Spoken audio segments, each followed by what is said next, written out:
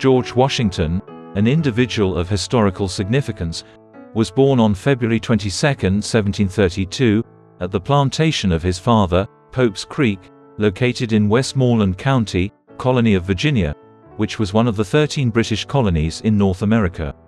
His father, Augustine Washington, was a prosperous merchant and member of Virginia's landed gentry.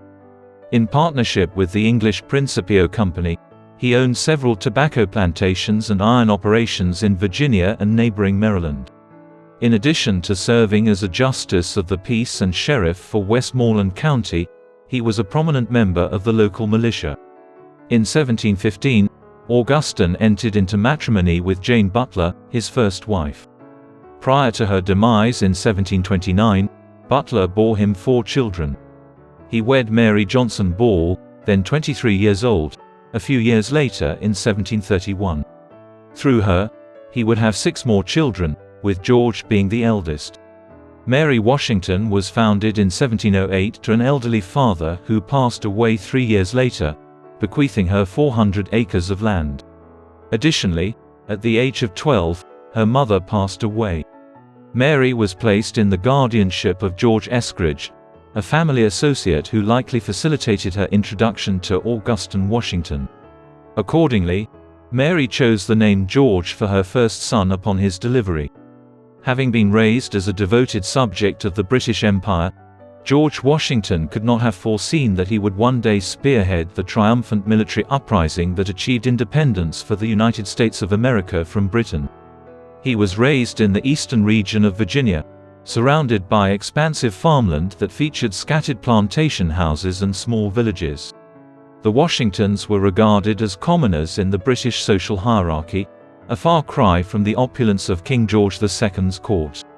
However, they were by no means impoverished in the American colonies. Augustine Washington, with his other business ventures and more than 10,000 acres of plantation land, was undoubtedly a member of the local elite. Slave labor contributed to his prosperity and wealth, granting plantation proprietors an abundance of leisure time that was frequently occupied with horse races, fox hunts, and other forms of entertainment.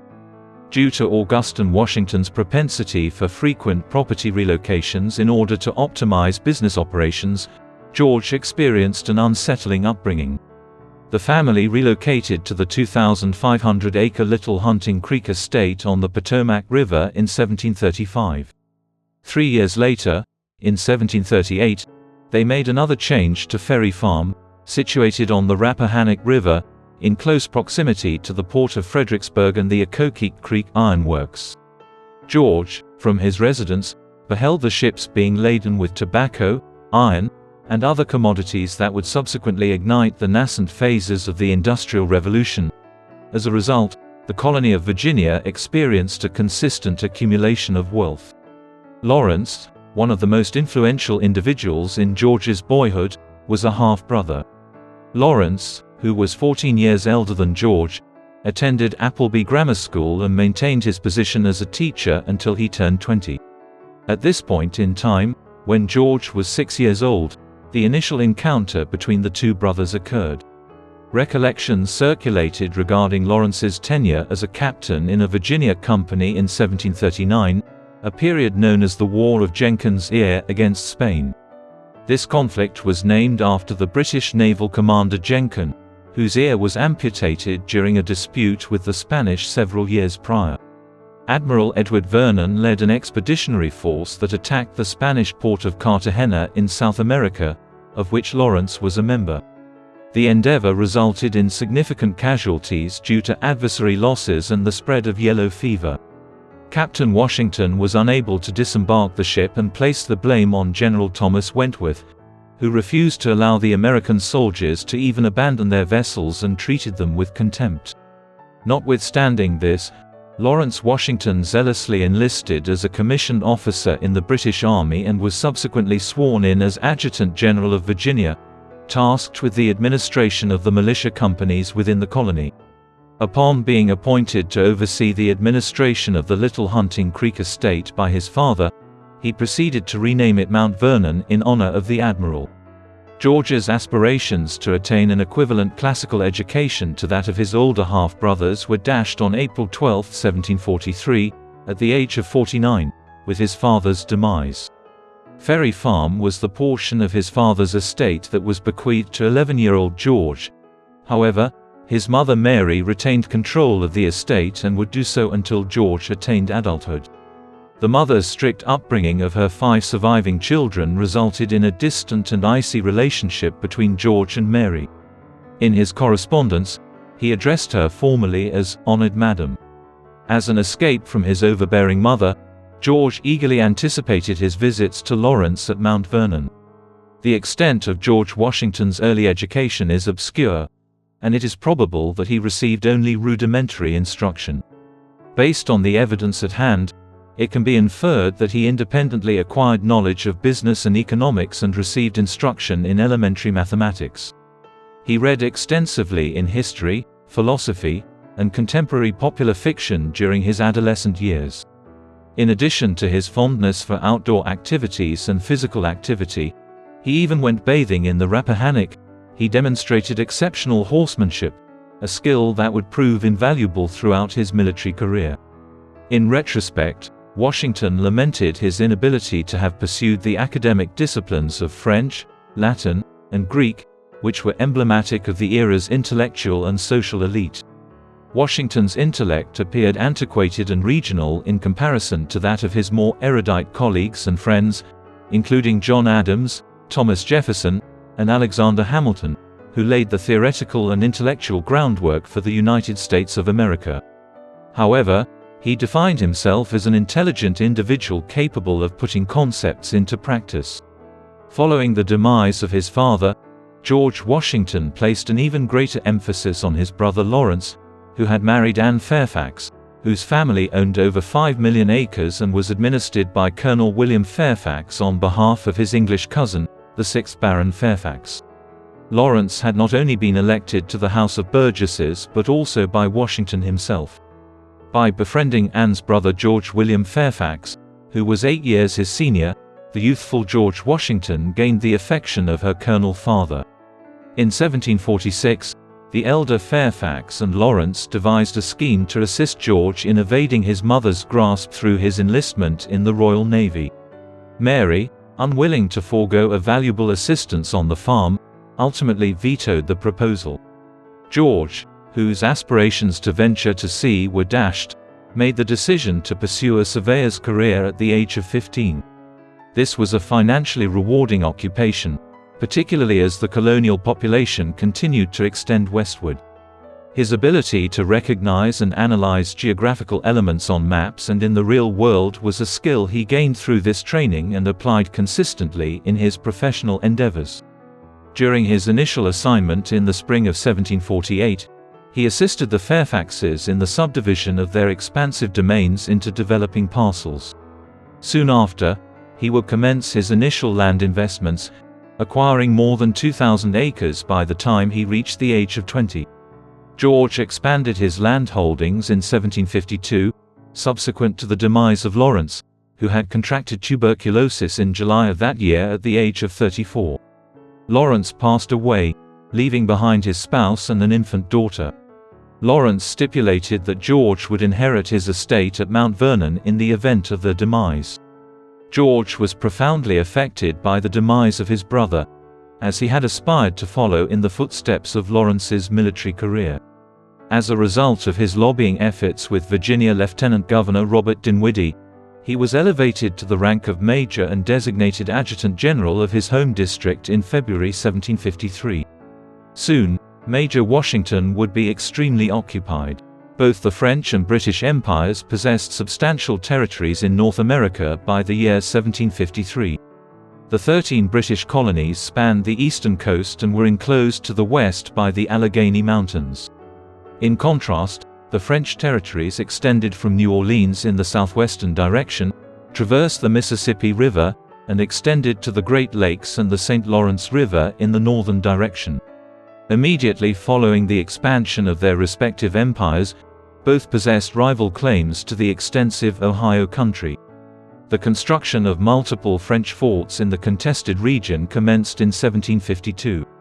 In the subsequent year, Lieutenant Governor Dinwiddie, a prominent investor in the Ohio Company, obtained authorization from London to construct a series of British forts, accompanied by directives to apprise the French of their departure from the vicinity. In November 1753, Washington, then 21 years old, was selected for this special mission and departed with a small detachment to traverse the Alleghenies. Washington meticulously carried out his mission, gathering intelligence on the region's terrain and the French and Native American forces' strengths in addition to performing his diplomatic responsibilities. His journal was adapted into a report for the Council and forwarded to London in January 1754, upon his return to the colonial capital of Williamsburg. It provided valuable insights that influenced British military preparations aimed at defending the Ohio country against the French. Washington established a significant position for himself in these military preparations by directing a small militia force in their march towards the forks of the Ohio River, where they would proceed to build a fort. Simultaneously, he was elevated to the rank of lieutenant colonel. However, he was dissatisfied with his colonial officer salary, which was considerably lower than that of regular officers with royal commissions in the British Army. Washington and 160 men ventured into the wilderness in early April, only to discover that the fort the British were constructing at the Forks had been captured by a force of 1,000 Frenchmen, who subsequently renamed it Fort Duquesne in honor of the Governor-General of French Canada. While making camp, Washington and his Native American allies requested reinforcements. Washington and his companions discovered a small group of French soldiers encamped in a secluded location on May 28, 1754. Presuming their malice, Washington's troops surrounded the French, and a brief exchange of gunfire led to their capitulation. A French officer who was tasked with conveying a diplomatic communication urging the British to withdraw from Ohio County was purportedly executed by one of Washington's Native American allies during the skirmish. The occurrence incited a global uproar, and although Washington received heroism in the colonies, the London authorities regarded his conduct as irresponsible and additional substantiation that colonial soldiers were unreliable. In anticipation of a French counteroffensive, Washington expeditiously erected Fort Necessity, a wooden fortification. His commanding officer had fallen off his horse during these preparations, and Washington assumed colonelcy of the Virginia Regiment. As soon as he disregarded the advice of his Native American allies to withdraw from the fort due to its inadequate defenses, they abandoned him, leaving the British to fight alone. On July 3, in response to an assault by the French and their Native American allies, Washington reluctantly capitulated despite suffering a loss of one-third of his forces and being compelled to surrender. Due to his inexperience, he committed numerous errors during the ignominious defeat, but he learned from it the futility of defending weak positions and the efficacy of the enemy's mobile tactics. The defeat had the potential to prematurely terminate Washington's military career. However, a few weeks later, he and his troops received commendation for their valiant final stand in the face of overwhelming odds. Although the dissolution of the Virginia Regiment resulted in Washington being without a command, his personal circumstances improved with the December 30th death of his late brother Lawrence's daughter. Washington consented to lease the estate of Mount Vernon from his sister-in-law, given that Anne had already remarried, and established it as his primary domicile. Shortly after relocating to Mount Vernon, Washington was notified in February 1755 that 2 regiments of British reinforcements led by General Edward Braddock had disembarked. Washington hastened to offer his assistance, and Braddock welcomed him with open arms as his aide-de-camp. In June, after abandoning Mount Vernon to his younger brother Jack, Washington ascended to Braddock's side as the army advanced sluggishly towards Fort Duquesne. While harboring a favorable opinion of Washington on a personal level, Braddock, like many of his fellow officers in the regular army, had the same contempt for colonial soldiers. Initially rejecting the advice of his aide-de-camp to travel lightly, he ultimately conceded to the circumstances and accelerated the glacial pace of the advance. Braddock, accompanied by over 2,000 soldiers, advanced towards Fort Duquesne on July 9. In preparation for the assault, he organized his army into 3 columns.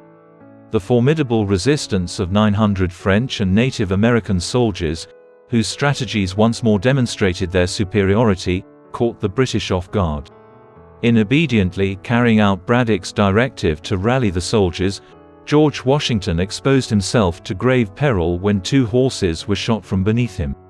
This failed to secure the triumph, and Braddock suffered a fatal injury. The Virginia Regiment underwent a reformation in the wake of Braddock's demise, and Washington was designated as the commander of all Virginian forces. Despite these swift advancements, Washington continued to be dissatisfied with his failure to obtain a royal commission.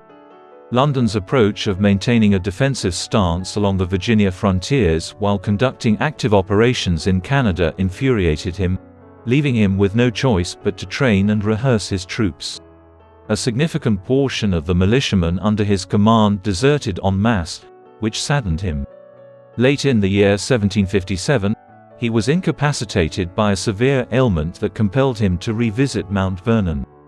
He would begin transforming the estate into a mansion befitting an English country gentleman during this time. Following a brief courtship, he became engaged to Martha Dandridge Custis, a 26-year-old wealthy widow whose spouse had passed away the previous summer, leaving her in charge of 2 young children, in early 1758. Martha, an outgoing and cordial individual, stood in stark contrast to her mother-in-law Mary. She demonstrated unwavering devotion to her husband's life and professional endeavors, and was not only able to execute the responsibilities of a homemaker, but also manage the Mount Vernon estate during his absence. As the British attempted to recapture Fort Duquesne and exact vengeance for the defeat of Braddock, Washington resumed his military engagements in July 1758. This time around, the British were led by the Scottish General John Forbes. During this period, he made his inaugural foray into politics by decisively emerging victorious in the election to represent Frederick County in the Virginia House of Burgesses. This outcome was a fitting testament to his status as a combat hero. Fort Duquesne was effectively recaptured by Washington and 2,500 men in November 1758, notwithstanding disagreements with his superior and a catastrophic friendly fire incident that claimed the lives of over 20 of his men. In contrast to the formidable opposition he had previously encountered, he encountered no opposition whatsoever. The French, having fallen out with their Native American allies, abandoned and destroyed the fort. It was reconstructed by the British and given the name Fort Pitt in honor of William Pitt, the war minister. The city that developed around it was subsequently designated Pittsburgh, located in the state of Pennsylvania. This would be the last engagement of Washington during the French and Indian War, more commonly referred to as the 7 Years' War in Europe. From 1763 onwards, Britain and France, backed by their respective allies, would engage in combat. On January 6, 1759, upon his return to Mount Vernon, Washington wed Martha, thereby attaining the status of one of the most affluent landowners in Virginia. By importing the most recent fashion trends from London in an attempt to emulate the English upper class, Washington incurred mounting debts to his London emissaries and developed a deep-seated resentment towards their authority over the colonial planters. Simultaneously, he fulfilled his civic responsibilities in the House of Burgesses by serving on military-related committees and restricting his speeches to the most crucial aspects of the discussion. Washington devoted the remaining 20 years of his life to his plantation, specifically the cultivation of tobacco. This proved to be an economically misguided choice that Washington would come to deeply lament, given the tobacco crop's susceptibility to weather fluctuations and the volatile nature of international market prices. There were several contributing factors that impeded Washington's ability to repay his debts to his creditors in London. An additional critical element of tobacco cultivation was its reliance on slavery and labor-intensive practices. Over the course of his lifetime, Washington possessed more than 600 slaves.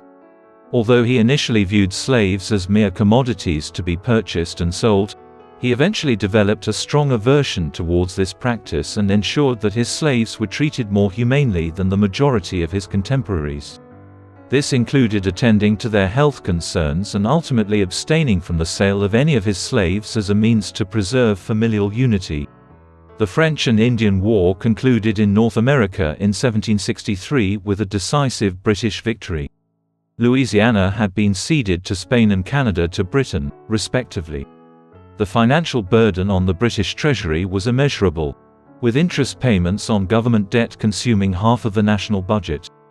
Parliament, desiring to bolster government finances, endeavored to levy taxes and impose additional economic burdens on the North American colonies, thereby impeding their ongoing westward expansion. During his military service, Washington harbored a grudge against the British authorities for their perceived superiority and their denial of him a royal commission. In light of his status as a merchant, Washington could now reasonably conclude that the British authorities' decisions were detrimental to his economic interests. The Stamp Act of 1765 was the most notorious piece of legislation enacted by Parliament. It imposed a tax on all printed materials, such as newspapers, legal documents, and playing cards. Although Washington did not lead the most radical political protests against the Stamp Act, he deemed the tax unconstitutional and warned his representatives in London that the colonies would boycott British goods in favor of domestic alternatives, and that the courts would be closed to prevent British creditors from collecting their debts from American debtors. Approximately at the same time, and possibly out of concern for his reliance on British credit, Washington abandoned tobacco in favor of wheat, maize, hemp, and dozens of other commodities in an effort to diversify his agricultural portfolio. Additionally, Mount Vernon operated a considerable fishing enterprise, harvesting abundant stocks from the Potomac River. These stocks were initially consumed within the estate but were subsequently salted and cured for export to international markets. As a result of the shift away from the labor-intensive tobacco cultivation, Washington was motivated to instruct his surplus slaves in various trades, including bricklaying, baking, carpentry, and bricklaying. Despite the repeal of the Stamp Act by Parliament in 1766, the assertion of taxation rights in the colonies persisted, inciting persistent opposition that ultimately permeated the 13 colonies. Commemorating the British Chancellor of the Exchequer at the time, the Townshend Acts of 1767 imposed tariffs on lead, glass, paper, tea, and paint. Throughout the winter of 1768–69, Washington adopted an increasingly radical stance, endorsing a boycott of British commodities. Although he did not completely reject the possibility of armed rebellion in response to what he perceived as a sustained assault on American liberties, he maintained the view that more effective courses of action should be taken in the form of nonviolent economic strategies. Washington assumed a more proactive stance in the House of Burgesses in April 1769, with the intention of presenting a strategy he and his associate George Mason of Fairfax County had devised for the importation of British goods. The Assembly voted in favor of a set of resolutions the following month, which declared the House of Burgesses to have exclusive authority to tax Virginians. Subsequently, the Burgesses were compelled to reconvene in a tavern, where they deliberated and endorsed Washington's suggestions to boycott the products liable to taxation as stipulated in the Townshend Acts, after the royal governor, Lord Boutcourt, dissolved the organization. The new British government, led by Lord North, repealed the Townshend Acts, retaining only the levies on tea to maintain Parliament's claim to taxation. This action had some impact. The situation had been momentarily resolved. However, the persistent taxes on tea instigated the Boston Tea Party on December 16, 1773. A cohort of American patriots affiliated with the Sons of Liberty boarded an East India Company merchant vessel and proceeded to dump its valuable cargo of tea into Boston Harbor. Although Washington was disappointed by the demonstration, he was indignant at the British response, which consisted of the Intolerable Acts, a collection of severe penalties imposed on Boston, the most significant of which prohibited trade with the city until the East India Company was reimbursed for the lost cargo. Washington, a member of the House of Burgesses, advocated for a resolution that would unite all 13 colonies in Congress to safeguard their collective rights as a show of solidarity with Boston. During a meeting in July 1774, Washington, who had been the representative of Fairfax County since 1765, presided over a gathering where he and George Mason had drafted the Fairfax Resolves. These resolutions proclaimed that taxation and representation are inherently inseparable. As a result, Washington rose to prominence as a proponent of the resistance movement against Britain, and on August 5, 1774, he was elected as a member of Virginia's 7-man delegation to the First Continental Congress in Philadelphia. Washington, who was frequently accompanied by some of the era's most distinguished speakers, spoke infrequently but effectively, uniting opposing viewpoints. As the delegates grew more certain that war would ensue, a significant number of them began to discuss Washington when considering a commander-in-chief. Washington, who was now 42 years old and had acquired a political maturity he had previously lacked, refrained from actively advocating for the command, believing that his reputation alone would suffice to obtain the position. At least for the time being, the Continental Congress was content with establishing the Continental Association as a means to coordinate the colony's efforts to prohibit trade with Great Britain. The American Revolutionary War commenced on April 19, 1775, when British redcoats and American militiamen engaged in combat at Concord and Lexington in Massachusetts. Prior to its convening on May 10, the Second Continental Congress, where Washington had already been elected, had a clear objective of mobilizing militia and volunteers throughout the colonies. Washington attended the Congress donning the colonel's uniform, and his fellow delegates were eager to benefit from his military acumen. The Congress took command of the volunteer army besieging British forces in Boston under the command of General Thomas Gage on June 14. This action resulted in the formation of the Continental Army, of which Washington was proclaimed General and Commander-in-Chief of the Army of the United Colonies on June 16. Washington, en route to Boston to assume command of the Continental forces, was apprised of the events surrounding the Battle of Bunker Hill on June 17. Under the leadership of General William Howe, 2,000 men successfully seized the American positions despite suffering 1,000 casualties. This outcome demonstrated that the Continentals were more than capable of putting up a fight. Washington, upon his arrival in Boston, endeavored to instill in his troops the notion that they were a national army and not merely a collection of states. After conducting an inspection of his army, he was disheartened to discover that only 14,000 men were suitable for duty and were residing in substandard conditions. Additionally, gunpowder supplies were perilously low. Fearing British agents, he withheld information from all but his closest confidants regarding these deficiencies. Amidst this era, the Commander-in-Chief developed a strong personal affinity for Brigadier General Nathaniel Greene, a Rhode Island native, and Artillery Commander Colonel Henry Knox, a 25-year-old Boston bookseller who acquired comprehensive knowledge of military affairs through his interactions with British officers and the literature he sold in his bookstore. Washington encountered considerable difficulty in his endeavor to establish a professional standing army. Recruits were granted 1 year of service, which meant that as soon as they completed their effective combat training and drilling, they would disintegrate and return to their countries of origin. In January 1776, as he prepared to surrender his entire army, George Washington made every effort to convince the men to re-enlist. However, by the conclusion of the year, less than 10,000 individuals had consented to do so. To increase recruitment, Washington contemplated enlisting individuals from the African population. Although black soldiers had served in Massachusetts as volunteers and were regarded as equally valiant as their white counterparts, the prospect of arming black men alarmed a prominent member of Virginia's slave-holding class, which increased the likelihood of slave rebellion. In October, at a war council, Washington imposed a ban on the enlistment of black soldiers in the Continental Army. However, after learning that Lord Dunmore, the governor of Virginia, had pledged to free slaves who were en route to join the British Army, Washington reached a compromise and permitted free blacks to join his ranks. they would eventually comprise approximately 10% of the Continental Army. As winter approached, Washington came to the realization that he could not return to Mount Vernon with his army. Consequently, he extended an invitation to his wife Martha to accompany him.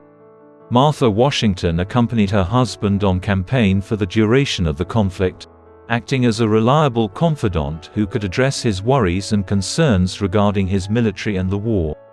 The dire circumstances endured by Washington's troops during the initial winter of the conflict precipitated a significant decline in morale, prompting the men to doubt the long-term viability of their cause. Concerning whether or not to declare independence, Philadelphia politicians remained divided, with some continuing to advocate petitioning King George III and reconciling with Britain. In January 1776, the pamphlet Common Sense by Thomas Paine was released, which brought to light the oppressive nature of monarchy and served as a catalyst for the independence movement. On January 17, enthusiasm increased even more as Henry Knox arrived at Washington's camp, having accomplished the extraordinary logistical feat of transporting nearly 60 cannon pieces from Fort Ticonderoga in New York, situated near the Canadian boundary, through the December snows to his camp. Despite lacking the necessary powder for a comprehensive assault on Boston, Washington maneuvered the ordnance onto the Dorchester Heights, which provided an overlook of the city, in a single night on March 4. This action compelled the British to withdraw from the area. Following the valiant capture of Boston, George Washington promptly proceeded to New York, under the impression that General Howe was making an attempt to seize the city. Despite facing formidable defensive challenges from the British Army due to its geographical location and a sizable loyalist population supporting the British cause, Washington, cognizant of the city's commercial and political significance for the Continental cause, felt obligated to take a stand despite being vastly outnumbered. In the interim, calls for independence grew increasingly boisterous, and on July 4, 1776, Congress approved the Declaration of Independence, which had been drafted by Thomas Jefferson, a Virginia House of Burgesses colleague of Washington. When Washington delivered the declaration to the Continental Army on July 8, they reacted with wild enthusiasm. The exuberance was precocious, as the British Army and Navy, under the command of brothers William and Richard Howe, promptly arrived in New York with 70 warships and 32,000 troops, intent on definitively vanquishing the rebellion. Washington commanded 23,000 men by mid-August, the majority of whom were inexperienced recruits. In contrast, when two-thirds of the British force disembarked at Long Island, Washington mistook it for a diversion and sent 6,000 men to defend the Brooklyn Heights to the west of the island, retaining the majority of his forces in Manhattan. The Continentals were besieged by the British on August 26, resulting in 300 casualties and 1,000 captures. However, on the evening of August 29, Washington capitalized on Howe's hesitancy to conduct a full pursuit by transferring all the men from Long Island to Manhattan. The commander was on the final vessel across the East River when dense fog obscured him from the British. Washington withdrew from the northern city a few days later. Fort Washington and Fort Lee, which the Continentals had constructed to commanding views of the Hudson River, were captured by the British in November, compelling the Continentals to seek refuge in New Jersey. In addition, Washington's command abilities were brought into question by these setbacks, and his subordinate General Charles Lee devised a plan to replace him. After being made aware of the scheme, Washington refrained from uttering any words to Lee. Lee ultimately met his demise in mid-December at the hands of the British. Howe's army was within striking distance of Philadelphia when Washington's Continental Army crossed the Delaware River into Pennsylvania. The Continental Congress was compelled to evacuate to Baltimore. Washington's army consisted of less than 4,000 bedraggled soldiers. Under the leadership of General Horatio Gates and with little to lose, Washington devised a daring operation across the Delaware River to ambush 3 regiments of Hessian mercenaries stationed in Trenton, New Jersey, with a few thousand additional reinforcements. Washington intended to surprise the adversary, whom he anticipated to be inebriated, by crossing the river on the eve of Christmas Day. Washington continued his pursuit of Trenton despite the fact that his primary column of 2,400 men did not cross the river until 4 a.m. on the 26th, due to a severe snowstorm. Despite being coherent, the Hessians were unable to comprehend why Washington would attempt such a daring operation in such foul weather. As a result of the element of surprise, the efficacy of Henry Knox's artillery, and Washington's strategic utilization of the terrain to repel a counteroffensive, the Hessians were compelled to surrender. A total of 900 Hessians were captured and 100 were slain or wounded by the Continental forces, for a combined loss of less than 10 men. Although Washington is commonly regarded as a defensive general who steered clear of conflict despite the odds, he was nonetheless capable of executing some of the most audacious assaults in the annals of warfare. A few days later, a similarly overwhelming victory at Princeton followed the triumph at Trenton, allowing Washington's forces to advance and virtually expel the British from New Jersey. The triumphs restored morale and granted Congress the opportunity to return to Philadelphia. However, Washington, commanded by a mere 10,000 men, was compelled to maintain a defensive stance and conduct frequent incursions into hostile domains. Alexander Hamilton, a 22-year-old artillery lieutenant, commenced his tenure as Washington's aide-de-camp in March 1777. Hamilton subsequently assumed the role of the commander-in-chief's principal aide and was capable of handling a substantial portion of his correspondence. Towards the conclusion of July, Washington enlisted the assistance of Marquis de Lafayette, a 20-year-old French aristocrat who espoused the revolutionary ideals and defied a sovereign decree to embark on a journey to America in support of the cause. Washington and Congress, accompanied by Lafayette, harbored the optimistic expectation that France would be convinced to form an alliance with the nascent United States. Washington maintained a defensive stance and watched for Howe's advance throughout the initial 6 months of 1777. The British commander reached Philadelphia via Chesapeake Bay and marched there by the end of August. Anticipating a decisive combat, Washington dispatched his army among the ravines of Brandywine Creek on the southwestern approaches to the city in an effort to prevent an unopposed loss of the capital. Howe initiated his assault on September 11, dispatching 5,000 Hessians to conduct a frontal assault against Washington's primary defensive position. Concurrently, he commanded a force exceeding 8,000 men as they executed a lengthy flanking maneuver with the objective of traversing the Brandywine through a few undefended fords. Although the Continental forces resisted the frontal assault with determination, Washington began to suspect the whereabouts of the main enemy force by midday and shortly began to receive reports of a flanking maneuver. Unaware that Howe's entire force was en route, the American commander galloped to the sector in question, where he discovered 2 brigades of redcoats, having been outwitted. 3 columns of British troops were engaged in the assault by 4 o'clock in the afternoon, effectively overwhelming the Continental forces. Upon the conclusion of the conflict, the Continental forces suffered over 1,000 casualties, of which 400 were captured, whereas the British suffered only half that number. The British occupation of Philadelphia, precipitated by the Brandywine defeat, compelled the Congress to once more evacuate, this time to Trenton. Despite the Continental's valiant engagement at Brandywine, Washington's inadequate preparation and delayed response to unforeseen circumstances once more led to disastrous outcomes for the American cause. The American commander remained undeterred, and on October 3, less than a month after Brandywine, he devised an audacious nighttime assault on Howe's camp at Germantown in an attempt to replicate his valiant efforts at Trenton the year prior. On this occasion, however, Washington was compelled to abandon the assault after suffering twice as many casualties as the British, and his plans once again failed in the dark of night. While making an effort to downplay the defeat in reports to Congress, he executed a bold assault that reminded the British that the Continental Army, despite being battered and injured, still had considerable strength to fight. During a sequence of setbacks incurred by Washington's main army against General Howe, a British army led by General John Burgoyne and attempting to march south and join Howe was defeated and captured at Saratoga, New York, on October 17 by General Horatio Gates. Although Washington was ecstatic to hear of Gates' astounding victory, he perceived a subordinate who had previously criticized him and believed that he was vying for paramount command for himself as a threat.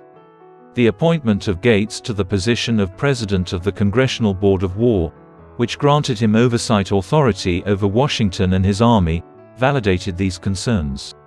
In addition, General Thomas Conway was appointed Inspector General by the Board of War, an organization that circumvented Washington and granted him extensive authority over training and discipline.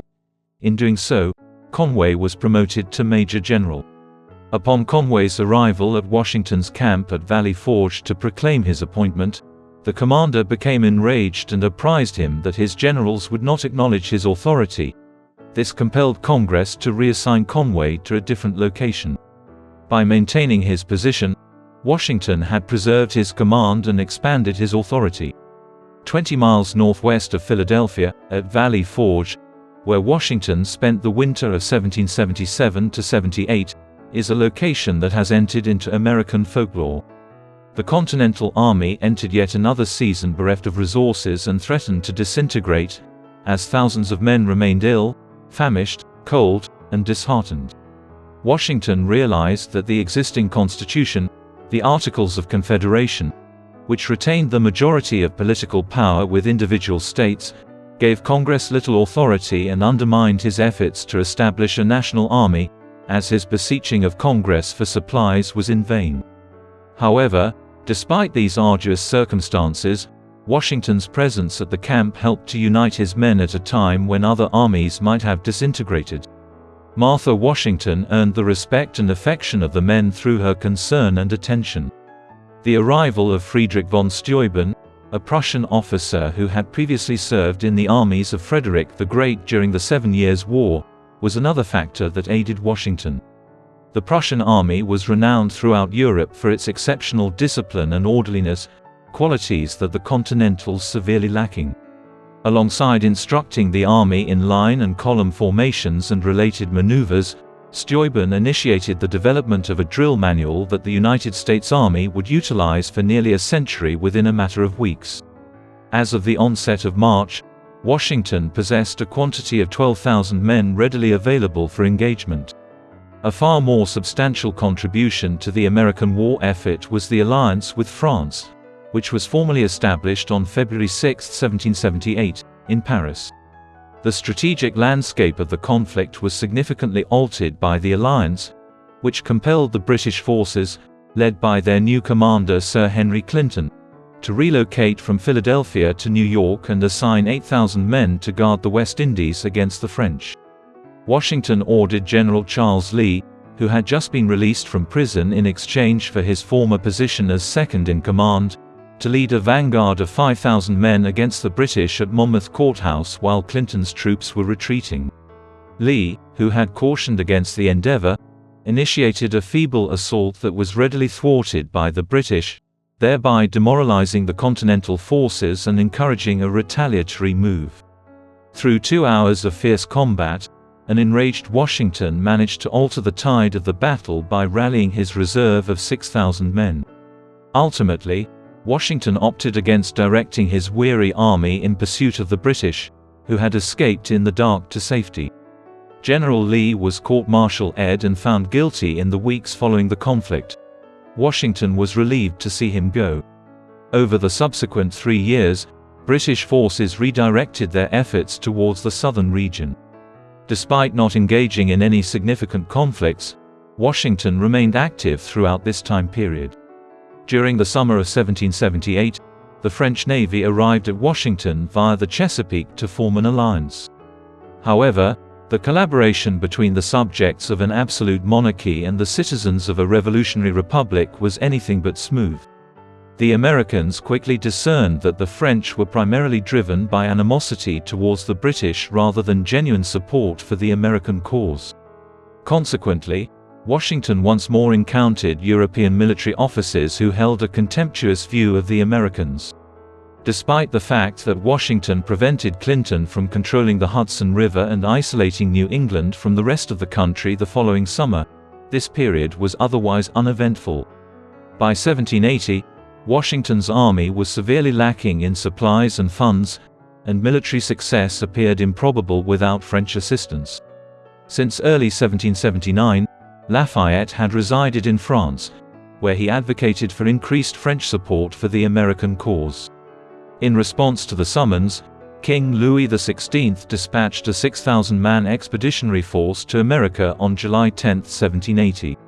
Led by the Comte de Rochambeau and operating in conjunction with the fleet led by the Chevalier de Ternay, the expeditionary force arrived in Newport, Rhode Island.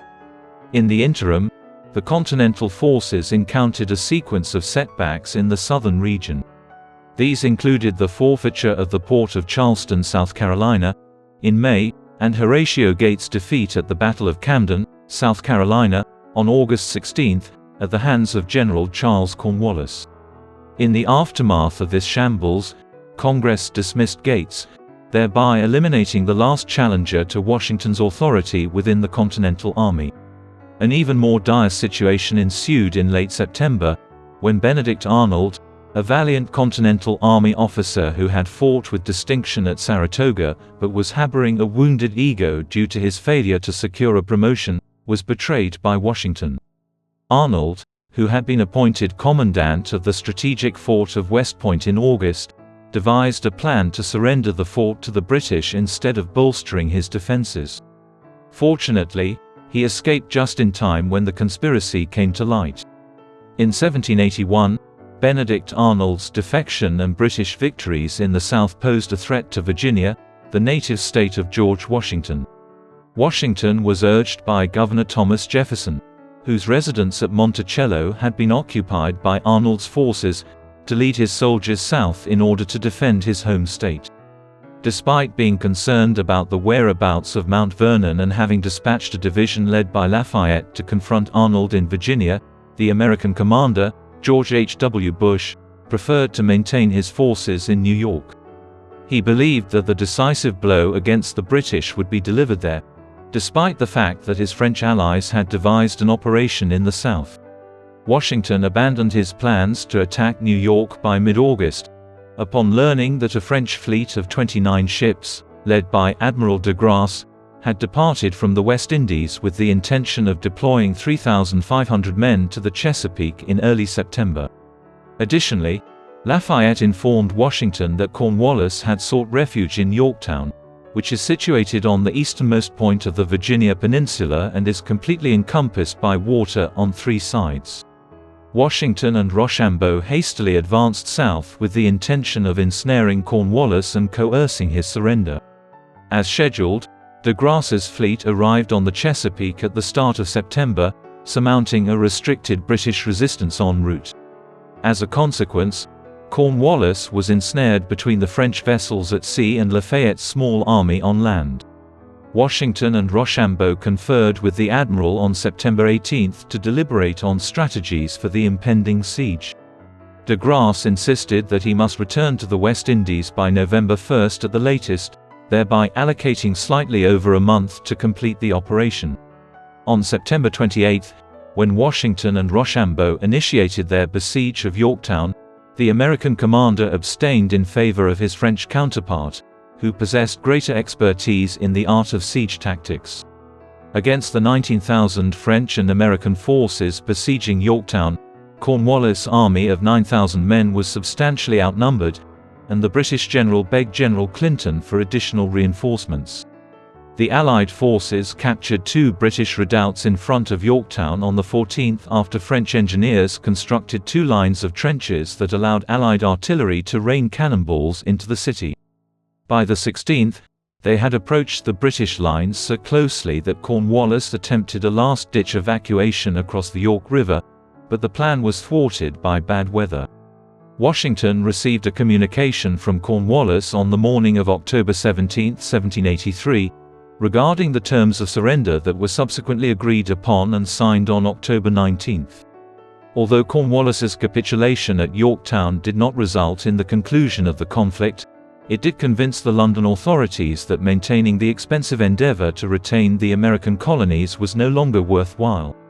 It is said that upon learning the news regarding Yorktown, Lord North exclaimed, "Oh my God!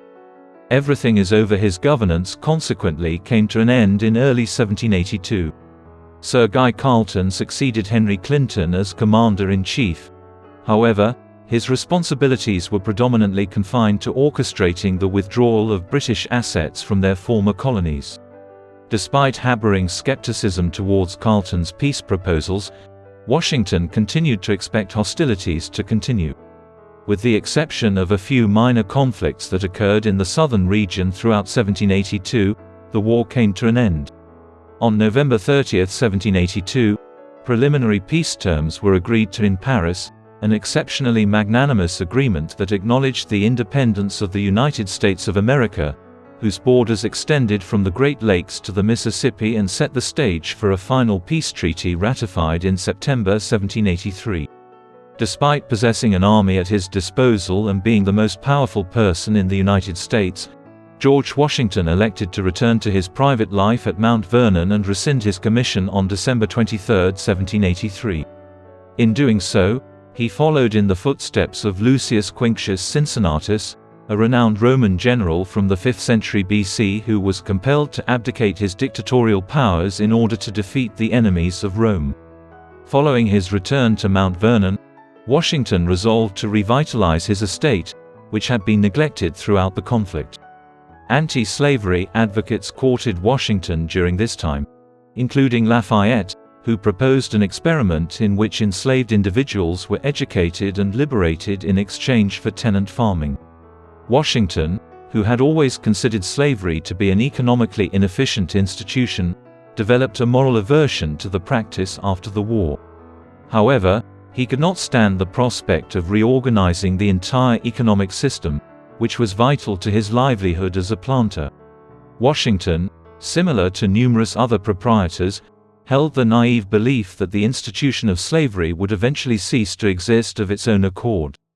Despite his inclination to retire from public life, Washington's reputation precluded him from languishing in obscurity for an extended period. He had harbored an unwavering desire for a more robust central government capable of compelling the states to provide provisions for his army throughout the duration of the conflict. As a result, Washington accepted an endeavor spearheaded by his former aide Alexander Hamilton and the Virginian politician James Madison to amend the Articles of Confederation. Madison extended an invitation to Washington, who was then in charge of a delegation from Virginia, to attend a constitutional convention in Philadelphia, which was slated to commence in May 1787. On May 25, Washington ascended to the opulent position of President of the Constitutional Convention subsequent to months of reluctance. The position was an ideal match for the nonpartisan Washington, who at times intervened to facilitate consensus building among divergent viewpoints. Two significant inquiries that pervaded the convention were both concerning representation. Larger states, including Virginia, advocated for an assembly in which seats were distributed in proportion to population, whereas smaller states favored equal representation. A compromise was achieved in mid-July whereby each state would have an equal representation of 2 members in the Senate, while the allocation of House of Representatives seats would be determined by population. The second compromise pertained to the institution of slavery. Although slaves would not be granted political rights, states that maintained slaves could factor in 3/5 of the slave population when calculating their congressional representation. In addition to establishing an executive branch distinct from Congress, the convention established Washington as the first president, which was widely anticipated. The Philadelphia deliberations reached their conclusion on September 17, 1787. However, the ratification of the Constitution did not occur until July 1788, with Virginia, the birthplace of George Washington, being among the last states to ratify it. George Washington refrained from announcing his intention to run for president due to concerns that he might pursue royal ambitions. However, his renown as the American Cincinnatus and his childless status allayed apprehensions regarding an inherited monarchy and earned him the moniker "Father of the Country" from his supporters. Consequently, Washington was unanimously elected president in the early 1789 election, while John Adams of Massachusetts was elected vice president. Washington was inaugurated as president on April 30, 1789, subsequent to his journey to New York, the provisional seat of the federal government, following the certification of the election on April 6. As Washington assumed office as president, the federal government's institutions were in the process of being established. The president's responsibilities were intentionally ambiguous in the Constitution, and it was the responsibility of Congress and Washington to define their respective authorities. By the spring of 1790, Washington had compiled a cabinet of 4 individuals, which comprised vagrants and former subordinates from his military career in Virginia. Secretary of the Treasury Alexander Hamilton, Secretary of War Henry Knox, Secretary of State Thomas Jefferson, and Attorney General Edmund Randolph, a cousin of Jefferson. In contrast to British practice, the Constitution did not establish a cabinet. Therefore, President Washington generally collaborated with his cabinet secretaries. During the initial phases of his presidency, George Washington also extensively depended on the counsel of James Madison, a congressman from Virginia who was widely regarded as the father of the Constitution. Madison served in the House of Representatives. John Adams, who was Washington's vice president, assumed a more nominal position in his administration and devoted greater attention to his responsibilities as President of the Senate. Alexander Hamilton, one of Washington's cabinet secretaries, was the most brilliant. He labored ceaselessly to strengthen the authority of the federal government, just as he had done during the Revolutionary War while serving as Washington's principal aide. In contrast to the president, Hamilton possessed a comprehensive understanding of financial matters and a visionary approach to the structure of the federal government, which effectively elevated him to the position of unofficial prime minister. Although Jefferson held a favorable opinion of Washington, he approached Hamilton's plans with skepticism on the grounds that they would result in a despotic presidency. He even privately criticized the president for acquiescing to such notions. The rivalry between Thomas Jefferson and Alexander Hamilton mirrored the intellectual and ideological stalemate regarding the future trajectory of the United States government. Although George Washington permitted his cabinet members to engage in free discourse, he was not an unbiased observer and actively participated in decision-making. On a daily basis, he requested papers from his cabinet secretaries for his personal approval and controlled the agenda. While a general in the midst of battle, Washington lacked the privilege of consulting extensively before making decisions. In contrast, his leadership style was characterized by a deliberate and slow pace. Dissent regarding Hamilton's economic agenda dominated the presidency of George H.W. Washington. Hamilton's report on the public credit, presented in January 1790, put forth the proposition of establishing a national debt that would be repaid gradually through the imposition of additional taxes.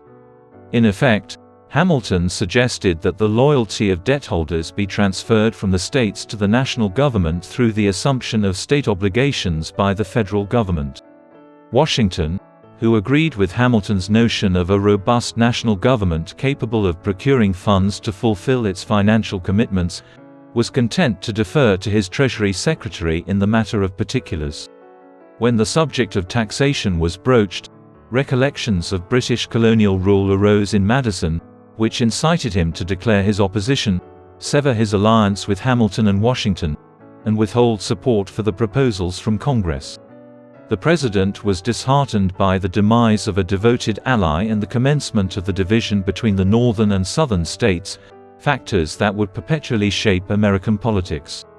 Washington would ultimately demonstrate his support for Hamilton's suggestions regarding the establishment of a national bank, disregarding Jefferson and his fellow Virginians' objections that such an action would be contrary to the Constitution. Conflicts regarding the placement of the permanent capital of the United States occurred concurrently with the public debt debate. Numerous Southerners harbored aspirations to relocate the capital to a more southern region, while Madison himself was inclined towards a site in Virginia situated along the Potomac, where he and Washington shared property. The president welcomed this prospect with typical enthusiasm. However, Congress had reached a stalemate on both matters. In June 1790, during a pivotal summit involving Hamilton, Jefferson, and Madison, The three individuals facilitated an agreement whereby the Virginians relinquished their opposition to Hamilton's economic program in exchange for Hamilton's endorsement of the proposition to relocate the capital to Philadelphia for a period of 10 years during the construction of a permanent structure on the Potomac. Washington was granted the authority to select the site, and he dutifully did so in the vicinity of Mount Vernon. Subsequently, the commissioners entrusted with the supervision of the undertaking determined that the city should be named Washington, situated in the District of Columbia. The two contentious debates that had the potential to lead to the dissolution of the Union were thus both averted in favor of Washington. The discourse concerning the future of the Union and the extent of federal authority readily extended to the realm of foreign affairs. Despite having engaged in combat against the British, Washington and Hamilton recognized that the United States' prosperity continued to be reliant on trade and commerce with the former imperial ruler, which experienced a swift recovery following the conclusion of the war. Jefferson, who served as Washington's Secretary of State and Chief Foreign Policy Advisor, maintained a close relationship with France, particularly in the aftermath of the Revolution of 1789, which toppled the absolute monarchy of Louis XVI. Jefferson personally observed this event while serving as ambassador to France just prior to his repatriation to the United States. Lafayette had assumed a prominent position within the Revolutionary administration, motivated by the ideals of liberty that had galvanized him in the United States.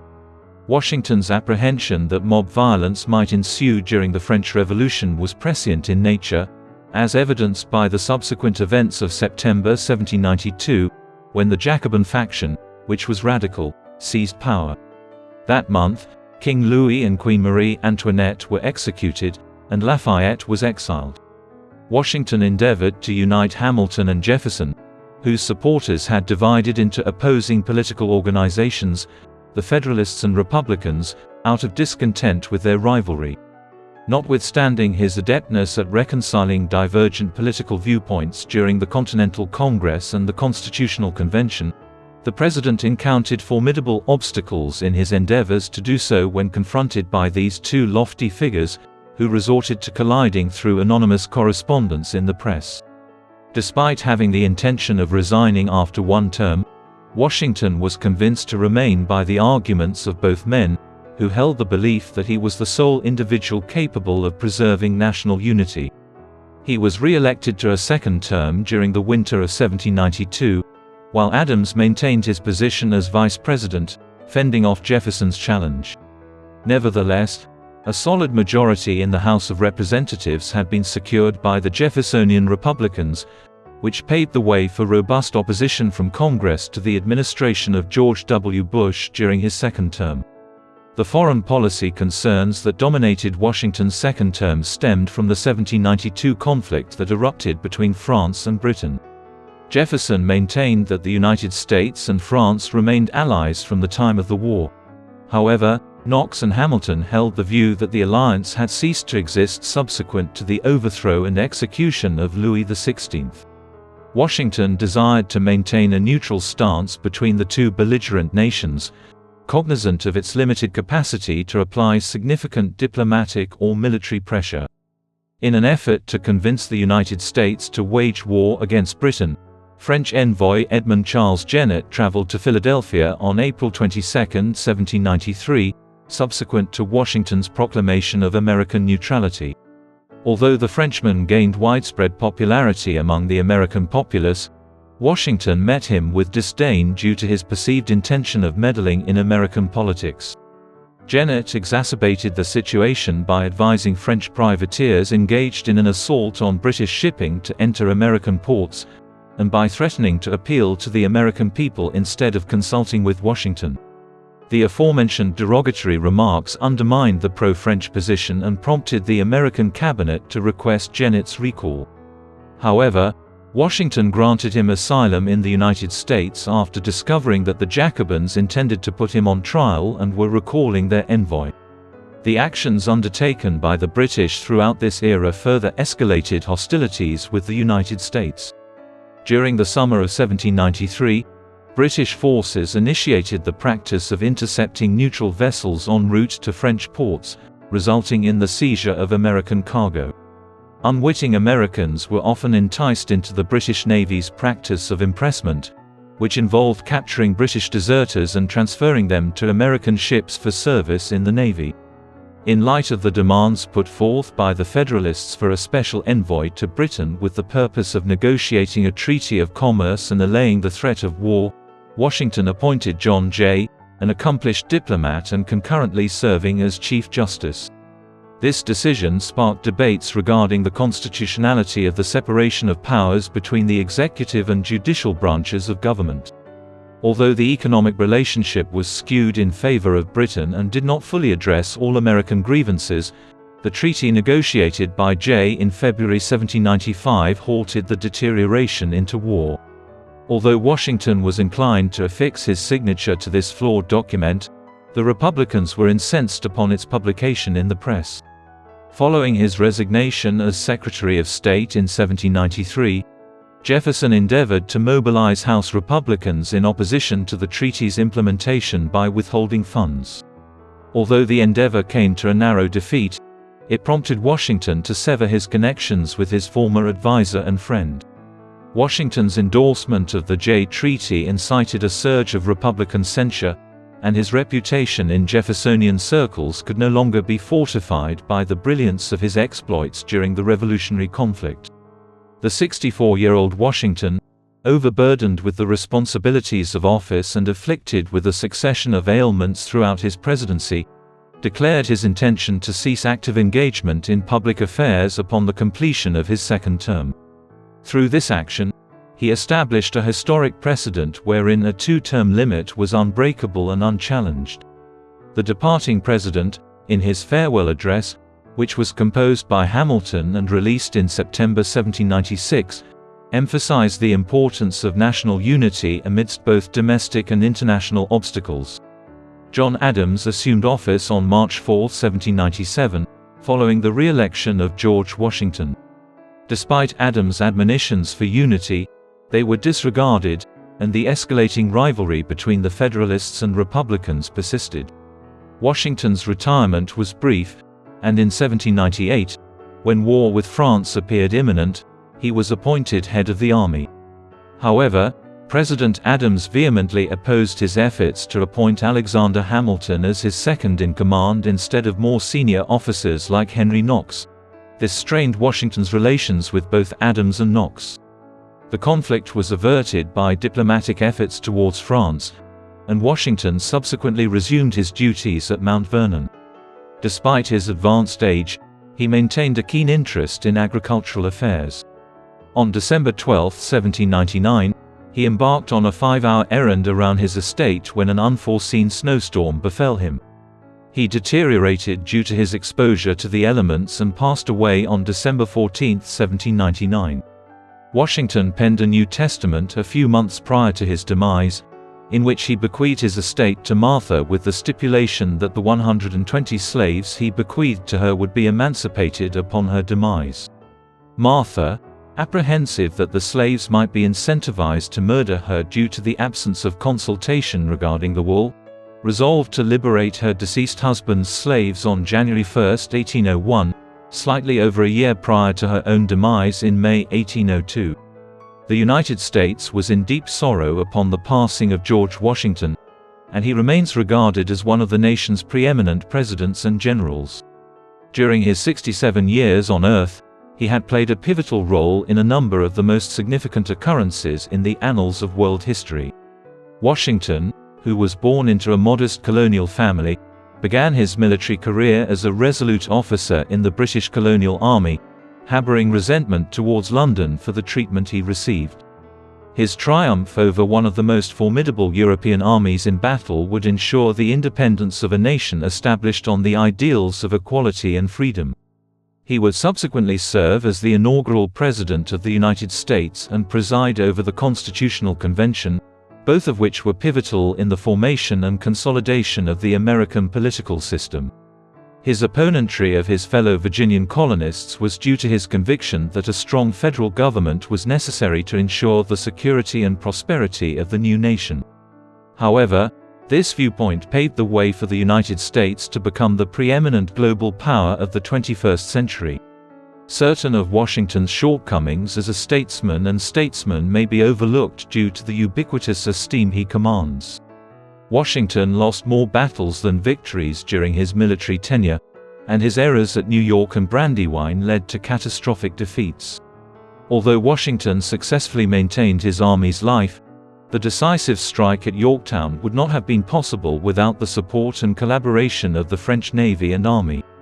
In his capacity as a statesman, Washington was devoid of the intellectual foresight exhibited by luminaries such as Hamilton and Jefferson, and he naively doubted the feasibility of circumventing the enduring partisan divisions that have plagued American politics. Although Washington later in life adopted a considerably more progressive stance on the matter of slavery compared to the majority of his contemporaries, he remained unprepared to confront the Southern planters regarding the institution's future, notwithstanding his break with them over Hamilton's economic program. He would instead defer to subsequent generations of political leaders on the matter. How would you characterize George Washington?